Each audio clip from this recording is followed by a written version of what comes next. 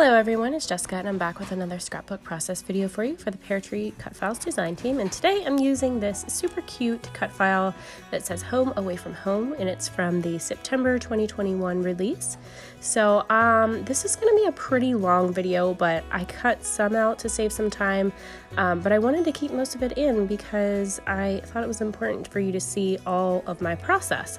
So what I'm doing here is I'm using the Ranger blotter that's for embossing, and I'm doing some heat embossing with some black sparkly embossing powder. It's super pretty in person. I basically just dab on the embossing liquid with the dauber, and I do one word at a time because it does kind of dry a little bit fast. So I'm just using this paper just to put this on so I don't get it on my glass mat or anything else, which it's fine if it's on the glass mat, you can wipe it off. But just for cleanup's sake, I just use this little piece of craft paper underneath. So I'm just doing one word at a time, and like I said, just because it dries fast. And then I don't heat emboss until the end. As you can see, my little one there is trying to grab my embossing powder, which would be a disaster. So I moved that and then put that away pretty quickly. And then here I'm just getting out my Stampin' Up! Embossing heat gun. So I'm just doing this right on my glass mat. That's why I love the glass mat. You can do this on there. It'll take the heat just fine, and it keeps it from curling up as well. So it works out really well for this. As you can see, look how beautiful that turns out. It's super shiny and sparkly and beautiful. I absolutely love it. It just gives the cut file just some extra dimension, and it's just beautiful. So I am going to pop in these two super cute photos of my two boys while we were on a camping trip last October. So I'm just going to pop them behind the O, and then I place the O in there and kind of pull it back out, as you saw there. And my little one's grabbing my scraps, which he's playing with. So I just kept this in the video so you could see kind of my process on how I do this and how I back those and put them in there. So I'm just cutting this, I'm just cutting this just a little bit bigger than the actual O that I'm placing on top there, just so that I have something to adhere down on the outside edges there. So I'm just placing it over my picture so that I line it up correctly, and I'm just using my Creative Memories glue pen for that. So there is my cut file with my photos on it, and I pull out this super cute collection by Close to My Heart to use. It's this gorgeous kind of sunset paper, and I'm pulling this out to use. Sorry, my kids are in the room, so they're a little crazy right now. But I'm pulling out this super cute sunset paper here, and I'm just going to kind of manually back this and show you how I go about doing that. So I just glue it down to my paper, and then I cut a square all around the word, and then I just kind of cut around my edges. So I kept most of that in there for you, but you didn't need to watch me cut all the edges because I think you get the idea there. So I just cut that out, and then that's gonna finish up my backing of my cut file. And then I am going to start matting my photo. So I'm just going to do a smooth white cardstock for my first mat, and then I'm going to actually pull out some of the other pattern papers from the collection, and I'm going to start to mat with those as well. So here is this gorgeous paper that's also in the collection. It's this beautiful star background. I absolutely love that paper.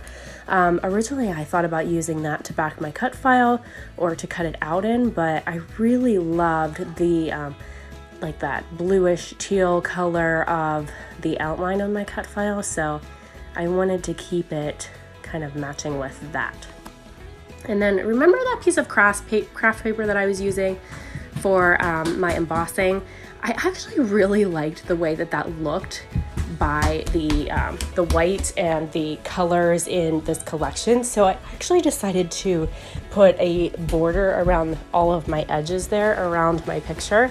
So that just like worked out perfectly. I love when those types of things happen, whenever something happens along the way in your layout and it just works out so perfect. So here I am just pulling out some of my Distress inks and oxides, and I'm using my, I think this one's called Forest Silhouette Stencil by Peartree Cutfiles also. So when you buy this stencil, you actually get both pieces. So you get the cutout piece that I'm using here, and then you get the actual insert that comes from it as well. So you get both pieces whenever you buy the stencil. And I'm using Distress inks in Weathered Wood, Cracked Pistachio, and I forget what this one's called, but I'll list them below for you. And then I'm using Distress Oxide in Evergreen Bough, which is one of my favorites. So basically I'm just kind of moving this around the page here, and I'm doing my layers. I'm just popping in all these different colors in here, starting with that grayish Weathered Wood color. And I'm just kind of going down my page, putting my layers of trees on here, just to make it look like a dimensional forest. And then I'm going to add in some stamping. I'm going to do some splatters. So there's a lot of things that are going to happen on this background, and the end effect is going to look pretty awesome, I think. So I'm just having a play with getting this last dimensional layer on here for my little forest. This is the Evergreen Bough Distress Oxide. My little one pops in here at some point and starts working on some things beside me. So just kind of bear with me on that. So let's see here. Now I'm gonna just map this photo. Just using these other layers. I just pulled out a few of these different patterns in that collection, and this is from the Wander collection from Close to My Heart, which is just beautiful. It comes with all these cute little camping things and stamps. It's just gorgeous. So here's my little one popping in beside me. He's going to do some stamping or something. I'm not really sure. But he loves to copy me, as you can see. So it is really super cute though, but he loves to hang out with me in my room and craft away. So I'm just doing some stamping with Scattered Straw, Distress Oxide. I'm having to play with this because I'm not quite sure if I want this to be straight or if I want to do this on an angle. And I do decide on doing this on an angle in the end, because I think it just shows off my background a little bit better. So I'm pulling out some Chip Sapphire Distress ink, and I'm just inking these little stars all over the place, just to add some little stars in my little forest background. And again, that gives it some added texture and dimension.